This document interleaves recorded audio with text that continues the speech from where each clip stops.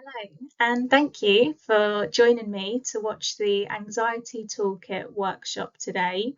This is an on-demand recording that's being brought to you by Norfolk and Waveney Talking Therapies.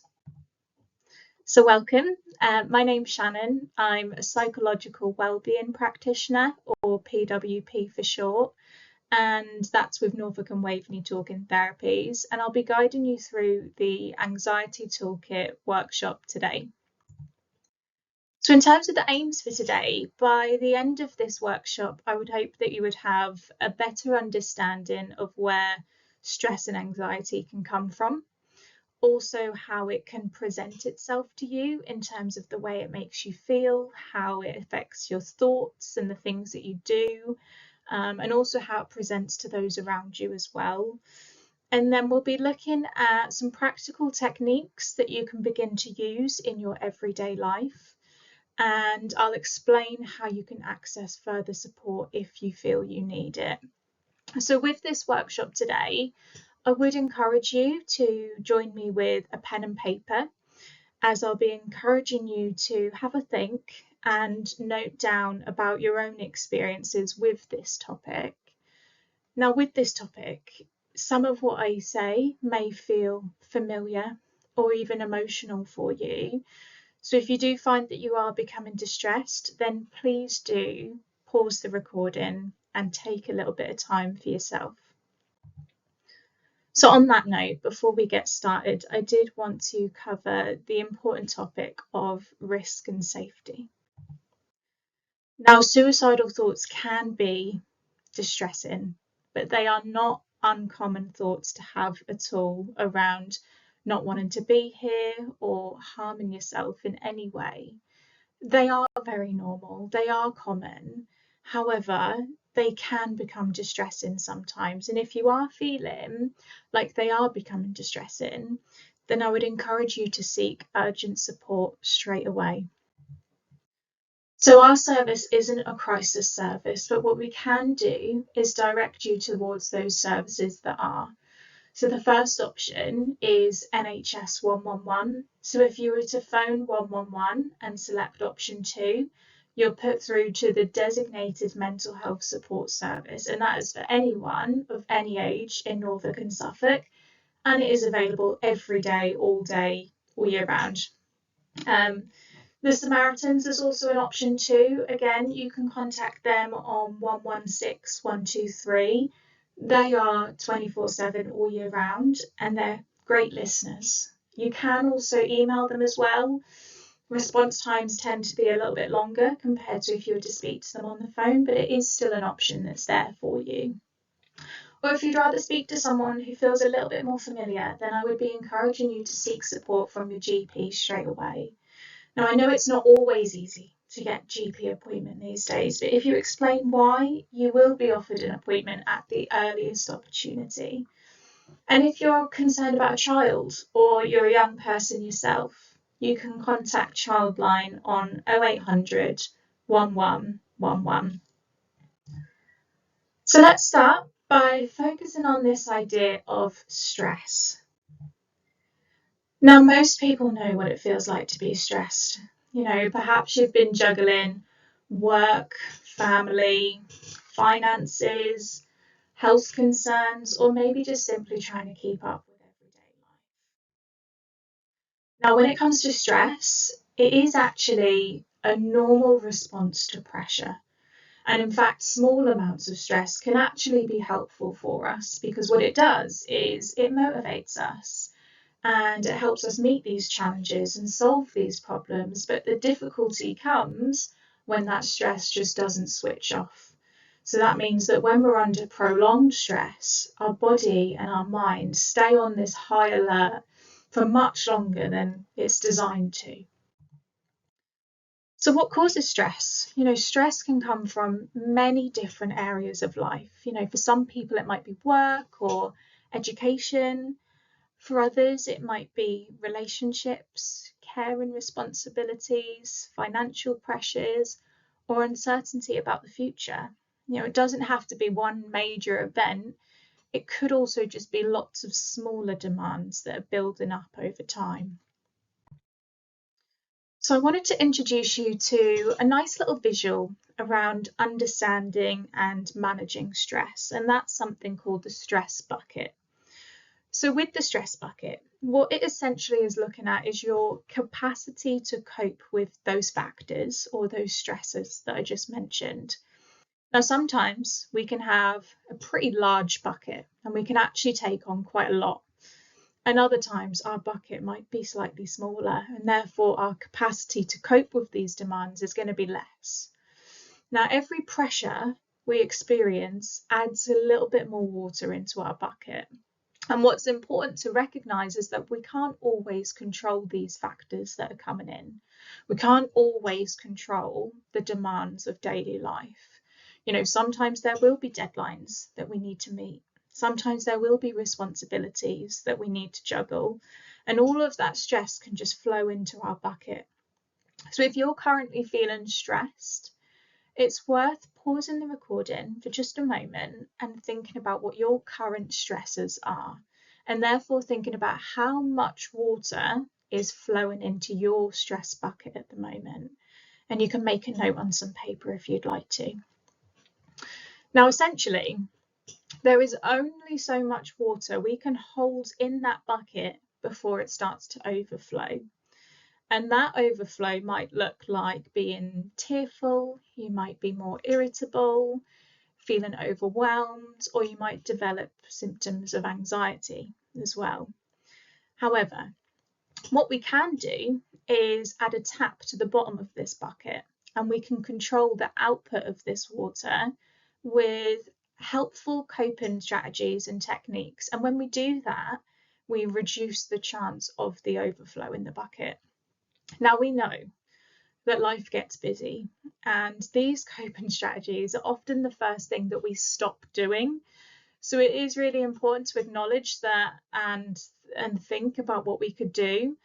So again, I'll just encourage you at this point to pause the recording, have a moment, and think about your own personal replenishing activities, because this is going to be different for every individual. So it might be going for a walk. It might be relaxation, or spending time with others, or hobbies, or even just developing a bit more of a consistent bedtime routine. And I am going to be touching on some more coping strategies later on in the recording too that helps to reduce the flow of the water in your bucket. And also as well, we have unhelpful coping strategies within this metaphor, and that means that the tap is blocked. So this means that the water is going to fill the bucket and it's going to overflow again. So this could be things like avoidance, so putting off tasks or situations instead of actually addressing them. It could be using substances like alcohol, nicotine, or drugs to cope. It could be withdrawal from others and isolating yourself, emotional suppression, or just having a loss of routine. So, like I say, if you'd like to, pause the recording and have a think about anything that you're currently doing that could be blocking that tap at the moment, which is reducing the opportunity for that water to drain from the bucket, which means overwhelm and stress. Now, one of the first things prolonged stress often affects is our sleep. When we're stressed, our body stays in this heightened alert state, which increases our cortisol levels and makes it really difficult to fall asleep, but also to stay asleep. Now, if we have poor sleep, it then is going to make it much harder for us to cope with the stress the following day, which creates almost this vicious cycle that's going to be really difficult to break. So with that being said, let's turn and talk about anxiety now. So what makes anxiety different from stress? Now, there is a slight difference between stress and anxiety that I want to turn your attention to, because these two terms are often used quite interchangeably, but they are just slightly different. So stress is a response to an external cause, like I said, so work pressures or deadlines, and it's linked to something that's happening around us. It is usually short term and it often reduces once the situation has been resolved. However, anxiety is a response that's internal a lot of the time, so feelings of worry or fear or anticipation. And anxiety can persist even without a clear trigger at times, and it can be longer lasting as well. Now, while anxiety is uncomfortable, it's also a completely normal human emotion, and everyone is going to experience anxiety from time to time. So stress and anxiety can overlap. So ongoing stress can lead to symptoms of anxiety, and anxiety can make situations more stressful. And with stress and anxiety too, they both affect the mind and the body in quite similar ways. Now, when anxiety becomes persistent, it can affect many areas of our lives. It might reduce our confidence, it might affect our relationships, it could interfere with work or hobbies or social activities. And with anxiety, it gradually leads us to avoid situations that once felt manageable. Now, there are several recognized anxiety disorders, some of which you may have heard of before. So these include generalized anxiety disorder, or GAD, panic disorder, social anxiety, health anxiety, obsessive compulsive disorder, or OCD. We've got PTSD, agoraphobia, and specific phobias. Now, although they all present differently, they all involve anxiety becoming persistent enough to interfere with daily life. Now, with Norfolk and Waveney Talking Therapies, we use psychological interventions which are designed to target these difficulties. And the CBT principles that we're going to be discussing a little bit later on today can be helpful across all of these as well. So the first we have is generalized anxiety disorder, or GAD. So this is commonly characterized by a persistent, excessive worry about lots and lots of things. So people often describe having difficulties tolerating uncertainty and uncontrollability and unpredictability. Now, it could be having those thoughts like, what if? Or finding it really difficult to switch off. They can be in a constant sense of nervousness or tension. Whereas panic disorder is characterized by an abrupt surge of an intense fear or discomfort, and it usually reaches a peak within a few minutes. Now, this abrupt surge could involve heart palpitations, shortness of breath, chest pain, nausea, sweating, shaking, and these surges can be so uncomfortable that people then worry about when or where the next attack is going to occur. And when they do that, it leads them to avoid certain situations or places that may then trigger them. And they can experience this intense fear or sense of doom during these attacks, or feeling out of control or detached from reality. So really uncomfy. Another common anxiety disorder is something called obsessive compulsive disorder, or OCD.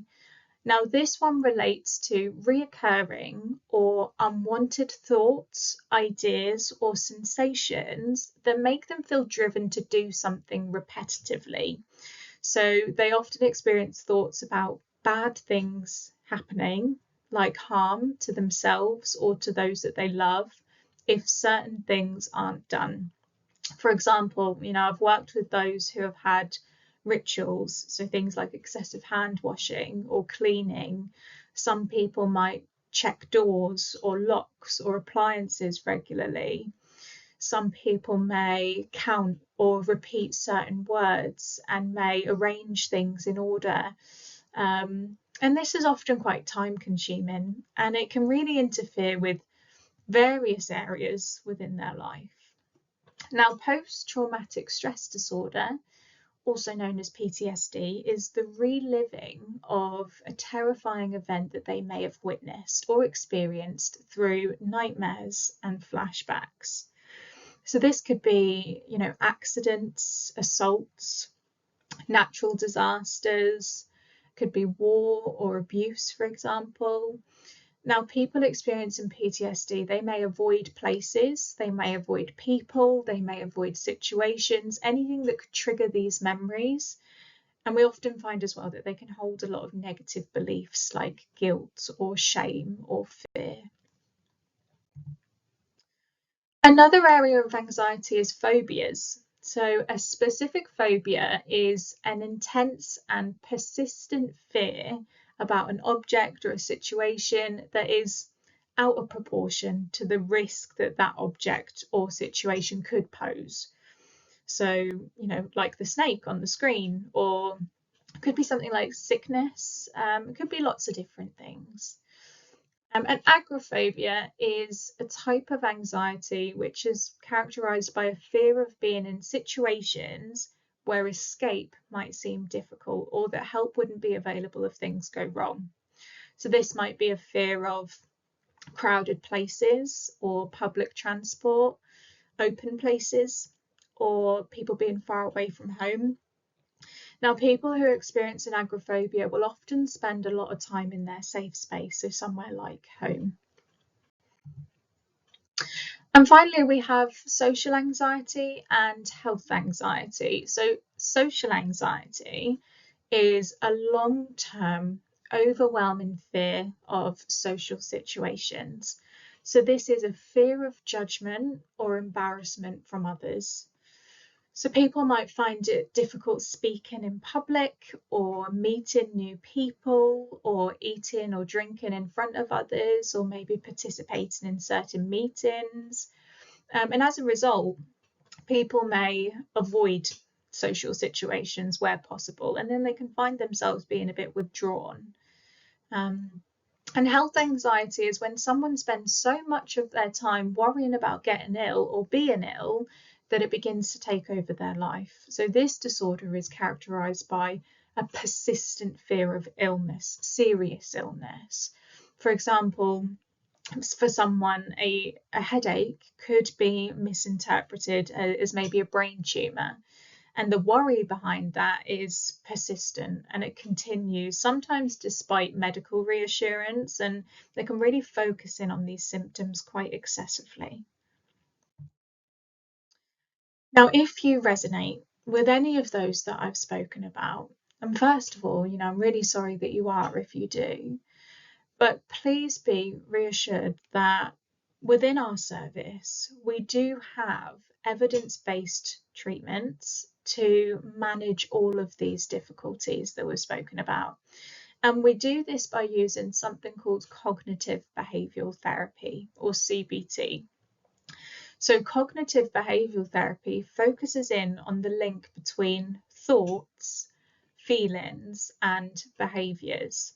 And what it does is it helps people to identify unhelpful thinking patterns and behaviours that is maintaining their problem at the moment. So with cognitive behavioural therapy, it's quite practical and it focuses on giving people tools to manage symptoms and improve day-to-day functioning. And we'll be touching on that in a moment in the second half. But with that being said, we are now about halfway through the workshop. So I've left this slide in here if you'd like to pause the recording for just a few minutes. If you'd like to, you may want to have a stretch of your legs or make a drink, and now would be a good opportunity to do that. You may also just want to pause to take a moment and reflect on what I've spoken about so far. But when you're ready, continue the recording and we'll look at what we can do to now manage the anxiety. So the first half, we've learned a lot about anxiety as a whole. And now we're going to look at moving on to some specific techniques or ideas to try and tackle that anxiety. So that leads me on to the second visual of this workshop. So when it comes to anxiety, we are never going to be able to get rid of it entirely. Now, as I mentioned before, anxiety is a human emotion that we're all going to experience at certain times in our lives, the same way that sometimes we experience sadness or anger. However, what we can do is have tools in our toolkit to be able to manage it when anxiety provoking situations do occur. However, with this visual, we are not going to be able to stop the waves from coming, but we can learn how to surf them. And that is what we're about to learn to do. So when we think about anxiety, we often refer to something called a vicious cycle within cognitive behavioural therapy. Now, like I said before, with CBT, it looks at physical feelings, our thoughts, and our behaviours. And a common vicious cycle of anxiety can look like this. Now, there's lots of examples of physical feelings, thoughts, and behaviours here. There's a mixture of sort of common thoughts, so things like I'm nervous, physical feelings, so things like shaking, and behaviours like withdrawal. But using a bit of a clear example, imagine you're in a busy supermarket. You might think, the thought might be, everyone is looking at me. And your body is going to respond to that. So you might have a physical feeling of something like a racing heart or tense muscles or quicker breathing. And then as a behaviour, you might decide to leave the shop. And your anxiety is going to reduce almost immediately when you do that. Now, whilst that relief feels helpful, your brain has essentially learned that leaving has kept you safe. Now, the next time you enter that supermarket again, your anxiety might arrive even sooner. And this is one of the reasons why anxiety can be so persistent. Now, what I would encourage you to do at this point is have a think about your own vicious cycle. Have a think back to when you last felt anxious. What were you thinking? What were the thoughts? How did your body physically react to that? And what did you do? And did that behaviour give you that short-term relief? And could it be that that behaviour is actually maintaining your anxiety? So again, I would encourage you to pause the recording if you would like to, and draw out your own anxiety vicious cycle, because when we can acknowledge the areas of our own cycle, we can then begin to think about how we can challenge these thoughts, these feelings, and these behaviours. Because what we know is that when we do so, the other areas of the cycles begin to improve. So, for example, if we challenge the thoughts, our behaviours and our physical feelings should improve. And if we reduce the physical feelings, then the thoughts and the behaviours improve. And if we challenge our behaviours, then the thoughts and the physical feelings improve. So like I said, anxiety can affect us physically. So again, have a brief think about your physical symptoms that you tend to experience when you're feeling anxious. What did you feel at that time? And was there any physical changes that happened within your body? So here's some examples of the ways that anxiety can affect us physically. And you can see there was quite a few, isn't there? Difficulty swallowing, blurred vision, dry mouth, pins and needles, feeling dizzy, breathing difficulties, needing the toilet. And I'm sure that we've all experienced some of these at some point, haven't we? Now, when anxiety activates, our body prepares us to either fight, flee, so run away, or to freeze. And this is something called the fight, flight, or freeze response. And it's something that we're actually all born with. And it's an automatic survival response that our ancestors used to react quickly from genuine danger. Because when our brain senses that there's a threat, it releases a stress hormone, so things like adrenaline. And these hormones are going to prepare the body to respond by increasing our heart rate, speeding up our breathing, and sending more blood to muscles so that we're ready to act upon that threat. Now, some people respond by wanting to fight through it. Even if you think that you're not a fighter at heart, we actually all have the instinctual part of us that will defend ourselves if we need to. And it is an important instinct to have, because when we're confronted with a threat, some individuals may choose to confront it or fight back. And this response involves, standing up to the danger or an attempt to overcome it. Now, some individuals might experience the flight response, and this is where we feel this strong urge to leave the situation, avoid it altogether, or just to escape as quick as possible. And others freeze, so finding themselves unable to think clearly, unable to speak, not able to make a decision, almost feeling like they're stuck in the moment. Now, during this, you may notice some of those physical symptoms that we just looked at. So things like a racing heart, sweating, shaking, dizziness, muscle tension, feeling sick, shortness of breath. Some people experience a dry mouth. They might get butterflies in their stomach, tingling in their hands and their feet, or feeling detached. And although these sensations may feel frightening, they are not harmful. These physical sensations are actually a normal physical change that happens when our body's alarm system has been switched on. Now, the difficulty is that with anxiety, our brain can sometimes mistake everyday situations for danger, even if there is not a real threat present. So our body reacts as though we're facing something life-threatening, when in reality, it might be simply, giving a presentation or going to the supermarket or meeting new people. So understanding what's actually happening in your body is a really good first step to managing that anxiety, because while these symptoms, they are uncomfortable, they are temporary, and they are signs that your body is trying to protect you and not that something is seriously wrong.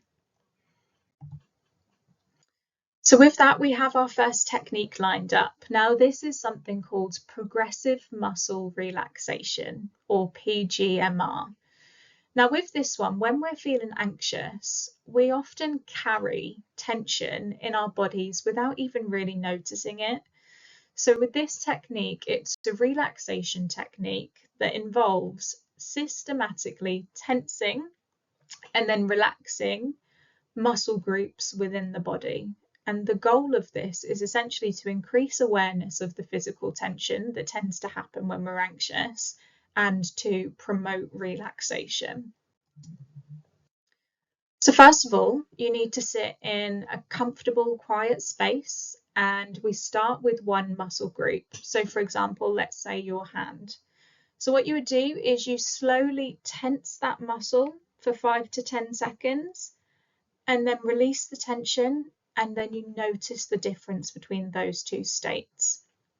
And then you move progressively through the other muscle groups. So that could be your arms, it could be your shoulders, it could be your face, it could be your chest, your back, your legs, your feet. And then once you've done that, you finish with a few deep breaths.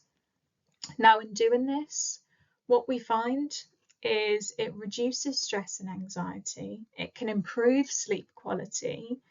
It can lower blood pressure and heart rate, and it can enhance your body's awareness. Now, with regular practice of progressive muscle relaxation, many people notice that they become better at recognizing the tension early, and then they're able to release it before it then builds up. Now, like I said earlier, with that vicious cycle, if we start to improve the physical symptoms of anxiety with this technique, it has a way of reducing the anxious thoughts and the anxious behaviors too. Now, anxiety doesn't just affect the way that we feel. We know that it also affects what we do. And it may be helpful to think about whether you identify any behaviors within yourself at the moment. Now, most importantly, when you're able to acknowledge these behaviours, you can think about how you can begin to challenge those behaviours. So here's a common list for you, some of which we will have mentioned already, but things like avoidance, escape, being angry or overactive, seeking reassurance from others, over preparing and over planning things. We might overthink things, or we might double check things. Now, when it comes to these behaviours, they maintain your anxiety because it prevents you from fully facing or adapting to these feared situations. Because initially, avoidance, for example, it might give you that short-term relief, or checking something, it might give you that short-term relief. But in the long term, it's not good for us with our anxiety. And the more we do these behaviours, the harder it's going to be to break that cycle. Now, avoidance is one of the biggest factors that keeps anxiety going, because every time that we avoid something, our brain never gets the opportunity to learn that that situation might actually be safe. And as a result of that, the fear is going to remain. Now, although facing these fears is going to be uncomfortable initially, by gradually approaching them, it's going to help retrain the brain over time. Now, like I said earlier, with that vicious cycle, if we're going to make positive changes to our behaviours, with time, the physical feelings and the thoughts are going to improve too. Now, some additional bits that I think are important when it comes to behaviours is everyday habits that can make the anxiety feel stronger. So this could be things like caffeine, sugary foods and drinks, certain medications, so nicotine and alcohol. These all have physical sensations that can cause, a race in heart or feeling quite jittery. Now, I'm not saying that we should completely remove all of these things, but reducing them gradually where possible may help lower overall anxiety levels. So let's move on to thoughts. Now, it's worth reflecting on what you worry about when you're feeling anxious. So take yourself back to an anxiety-provoking situation and try and recall some of the thoughts that came up for you. Now, is it the same worry that crops up, or is it a little bit of everything and anything that crops up for you? Because when we're anxious, our thoughts often become focused on, those what ifs, what if something goes wrong? What if I embarrass myself? What if I can't cope? And what happens is our anxious brain tends to overestimate how likely something bad is to happen, or underestimates our ability to cope if it did. Now, recognizing these thinking patterns is a really important step to be able to change them, because essentially you have dealt with all situations that have happened to you so far, and there is no reason why you shouldn't continue to do so. So it's worth bearing in mind. Now, if you notice that these thoughts are troubling you, the worries are just going round and round, and you're not sure what to do with them, I wanted to go through some techniques that are designed to help you with that. So the first of which is mindfulness or meditation. So with this one, it's a mental practice that involves paying deliberate attention to the present moment.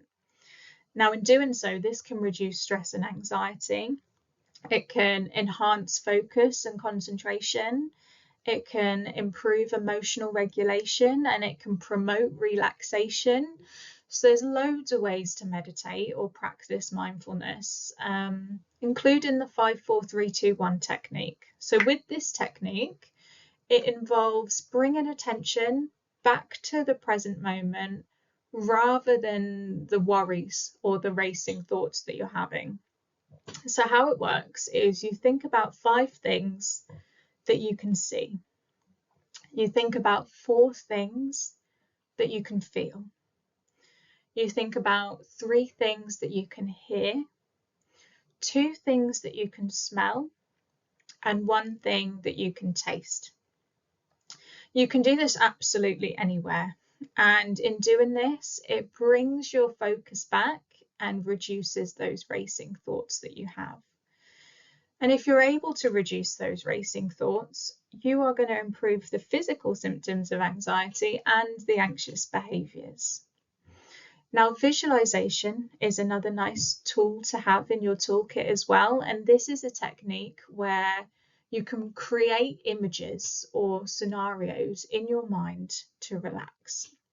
So, for example, you imagine a calm place, and it might be somewhere that you've been before. It may not be. You may, make it up, but you engage with your senses. So you visualize it, and you picture the sights, and you picture the sounds and the smells and the textures and the emotions, and you make it really vivid. And when you do this, it supports relaxation, it improves your sleep, and it shifts that focus away from the worry. Another one is diaphragmatic breathing. So with this one, it's deep breathing, and it activates the parasympathetic nervous system and allows the body to relax and reduce anxiety. So with this one, you sit comfortably and you inhale slowly through your nose, directing the air into your belly so that it rises. You pause for a moment, and then you exhale out of your mouth and you let your belly fall again. And this can be combined. You can do the breathing with the mindfulness, or you could even do the breathing with progressive muscle relaxation that we've touched on as well. So we have covered a lot of information today, so it's time for a recap. So anxiety is a broad term, and anxiety is extremely common. Stress and anxiety are normal human experiences, but anxiety can affect aspects of your life, and there are different types of anxiety which can all overlap too. Now, anxiety, we know, affects our thoughts, our physical feelings, and our behaviors, and all of which interact, and then they keep that anxiety going. But by understanding these cycles and making small, consistent changes, it is going to be possible to begin reducing that anxiety over time, because recovery doesn't happen overnight, but every small step is going to count.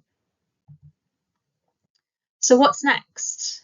Extra bits that I think still deserve an honourable mention are things including exercise, relaxing, and increasing that replenishing activity. Now, I know that we spoke about that earlier, and that could be absolutely anything.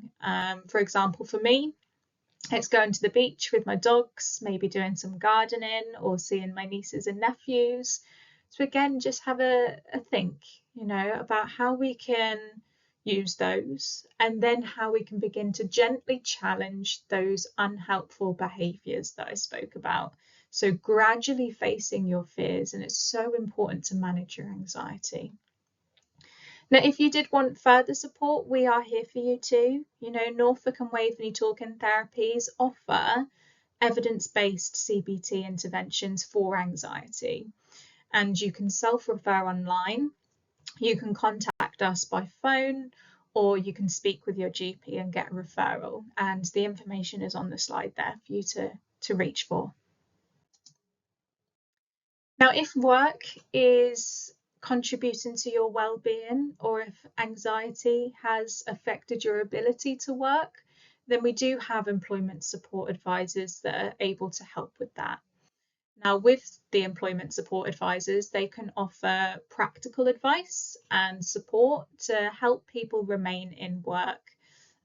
They help people with returning after sickness, or maybe even finding more suitable employment for you. So So all that's left to say is a massive thank you for taking the time to watch this workshop, and I hope you found it useful, and I hope that you have a better understanding of anxiety and the practical ways to begin managing it. So remember that anxiety is common, it's treatable, and support is available if you need it. So take care. Bye bye.